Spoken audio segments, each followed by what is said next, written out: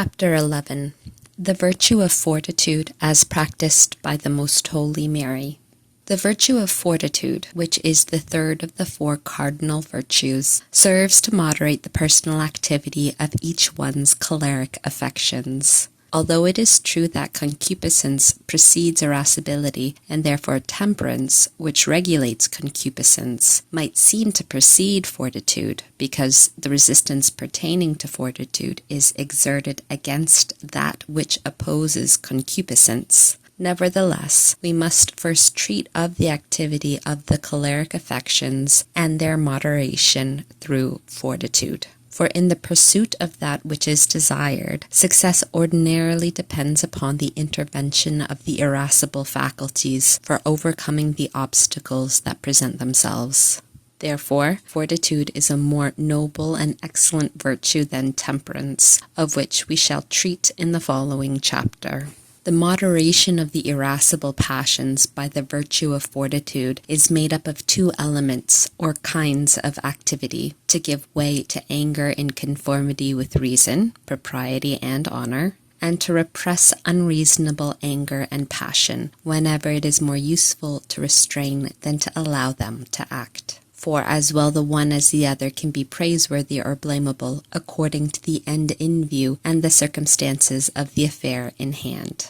The first of these two kinds of operations of this virtue is properly called fortitude, being called by some teachers pugnacity. The second is called patience, which is the more noble and excellent kind of fortitude, and is possessed and exercised principally by the saints. The worldly minded, throwing aside good judgment and usurping a false term, are apt to call patience pusillanimity, and miscall inconsiderate and rash presumption fortitude. Thus it comes that they never attain the true practice of the virtue of fortitude.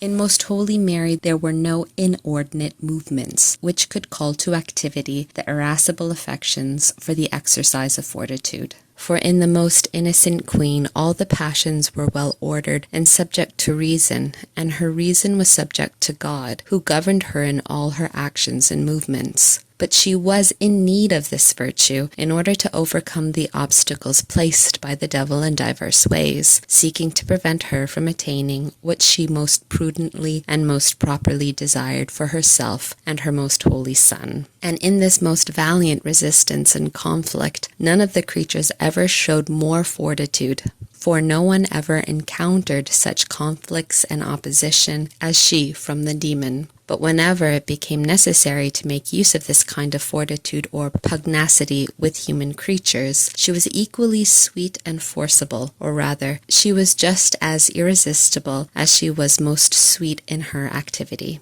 For this heavenly lady alone among all creatures was able to copy so faithfully in her operations that attribute of the Most High, which unites irresistible power with heavenly sweetness. Thus our Queen proceeded in her actions with fortitude, knowing no disorderly fear in her generous heart, as she was superior to all creation. Neither was she rash or audacious or immoderate, being alike removed from all these vicious extremes. For in her great wisdom she knew what terrors were to be vanquished and what rashness was to be avoided. Thus she was the chosen woman, clothed in the strength of fortitude and beauty. That part of fortitude which consists in patient endurance, Most Holy Mary practiced in a still more admirable manner, for she alone participated in the excellent patience of her Most Holy Son, who bore punishment and suffered innocently without guilt, and in a greater measure than all those who had contracted the guilt. The whole life of the Sovereign Queen was a continual suffering and tribulation, especially during the life and passion of our Redeemer Jesus Christ. Her patience during this time exceeds the comprehension of all creatures, and only the Lord, who imposed this suffering upon her, could worthily understand its greatness. Never was this most pure dove excited to the least impatience against any creature, nor did any of the immense tribulations and sorrows of her life seem great to her, nor was she ever dejected on account of them, nor did she fail to accept them all with joy and gratitude. If, according to the Apostle, the first requisite of charity, and as it were, its firstborn, is patience, and if our Queen was the mother of love,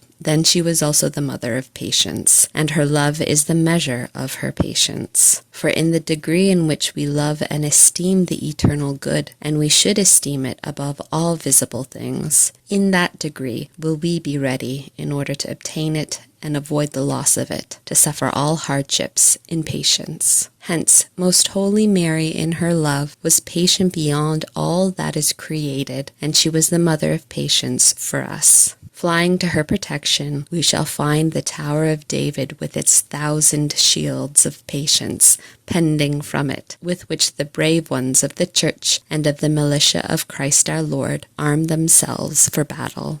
Our most patient queen was never affected by the caprices of feminine inconstancy, nor indulged in outward signs of anger. All this she restrained by the aid of divine light and wisdom, although these latter did not do away with pain, but rather augmented it. For no one could recognize the infinite misfortune of sins and offenses against God as this lady. But even so, her invincible heart could not be disturbed. Neither the malice of Judas nor the injuries and insults of the Pharisees could ever cause signs of anger in her exterior. Although at the death of her most holy Son, all the insensible elements and creatures seemed to have lost patience toward mortals, not being able to suffer the injuries and offenses done to their Creator, Mary alone remained unmoved and ready to receive Judas, all the Pharisees and high priests who crucified Christ,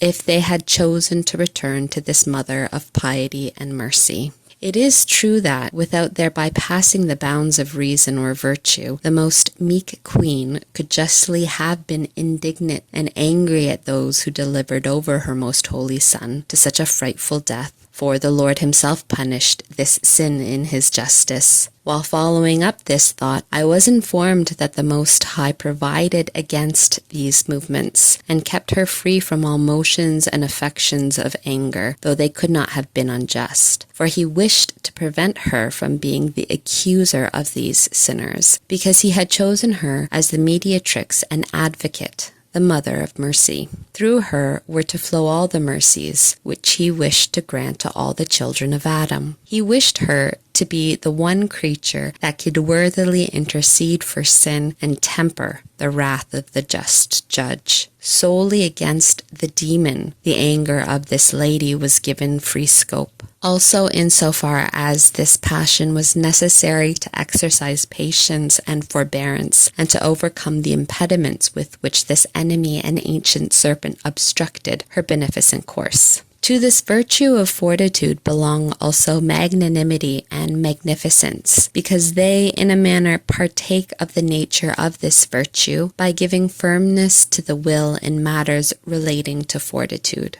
Magnanimity consists in pursuing great things, and thus striving after the great honors of virtue.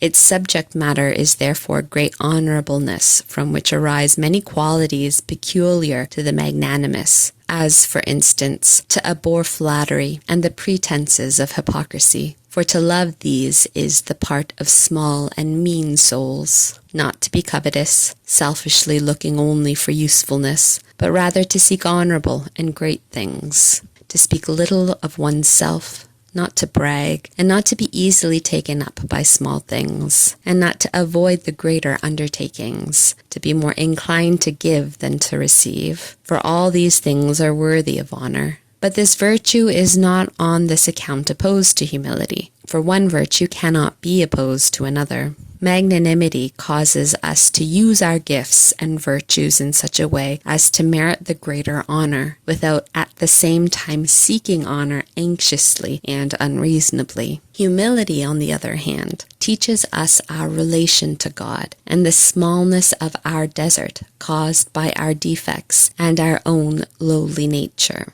On account of the special difficulties connected with great and noble undertakings, fortitude, especially the fortitude called magnanimity, is necessary. This proportions our forces to the execution of great works, neither allowing us to desist from them in pusillanimity, nor to attempt them with presumption, disorderly ambition, or vainglory. For all these vices magnanimity abhors.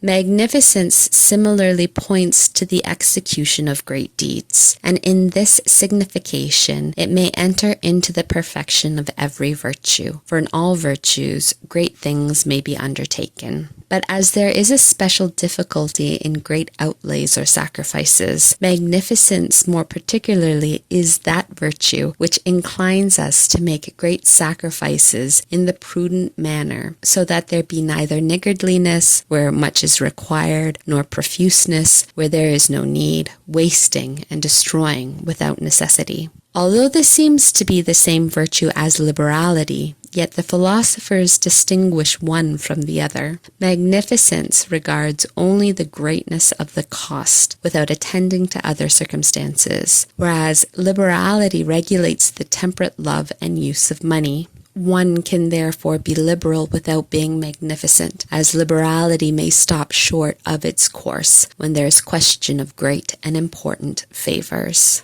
These virtues of magnanimity and magnificence were possessed by the Queen of Heaven in a manner unattainable by others capable of these virtues. Mary alone found no difficulty or hindrance in accomplishing great things, and she alone did everything on a grand scale, even though the matter was small in itself. She alone understood the full bearing of these virtues, as she did of all the rest. She could give them their full perfection, without gauging them by any contrary inclinations, nor was she ignorant of the perfect manner of exercising, nor of making them dependent upon the assistance of other virtues. For this is wont to happen with most holy and prudent men, who, when they cannot attain entire perfection in all virtue, choose that which seems to be the best of them. In all her practice of virtues, this lady was so magnanimous that she always performed that which was most excellent and worthy of honor and commendation. Yet though she deserved honor and praise from all creatures, she was nevertheless most magnanimous in despising it and referring it to God alone, and she preserved her humility while practicing the highest perfection of virtue.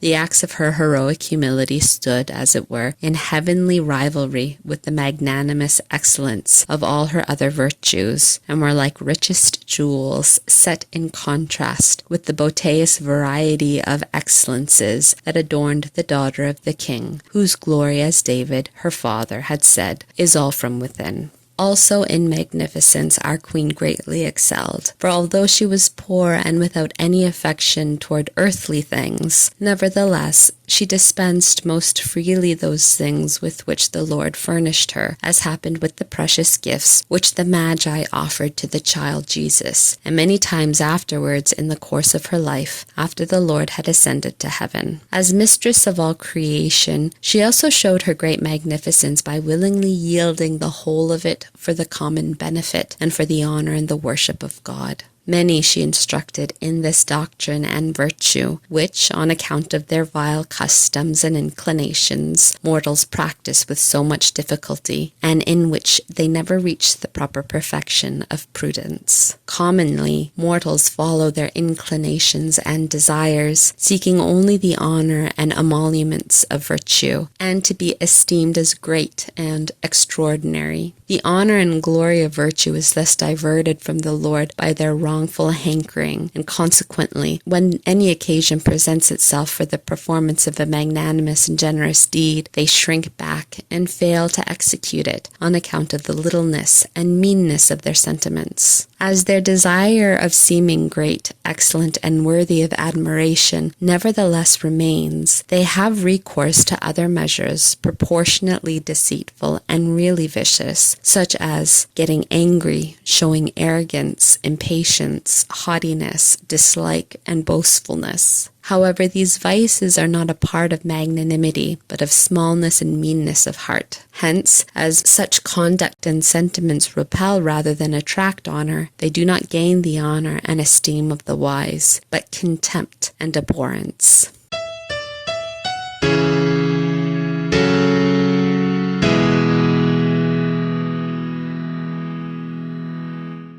Instruction vouchsafed by the Queen of Heaven. My daughter, if thou seekest attentively to obtain a full understanding of the excellence and the propriety of the virtue of fortitude, as is my wish, thou shalt come into the possession of a most efficient check for the guiding of thy irascible affections. For these are the passions which are most easily moved to action and are most apt to overstep the bounds of reason. Thou shalt also have the means of attaining to the utmost greatness and perfection of virtue, which thou desirest, and of resisting and overcoming all the machinations of thy enemies, who seek to intimidate thee in the pursuit of what is hard in perfection. But understand, my dearest, that the irascible in thy nature assists the concupiscible by opposing what is hostile to the object sought after by the concupiscible powers. On this account, the irascible will deteriorate much faster than the concupiscible as soon as the concupiscible affections become disordered and begin to love what is only apparently good or what is vicious. In place of a virtuous fortitude, many execrable and deformed vices will then result. This will also teach thee that disorderly love of one's own excellence and distinction and vainglory, which are the sources of pride and vanity, will breed many vices peculiar to the irascible passions, such as discords, contentions, quarrels, boasting, strife, impatience, obstinacy. Moreover, also vices peculiar to the concupiscible passions, such as hypocrisy, lying,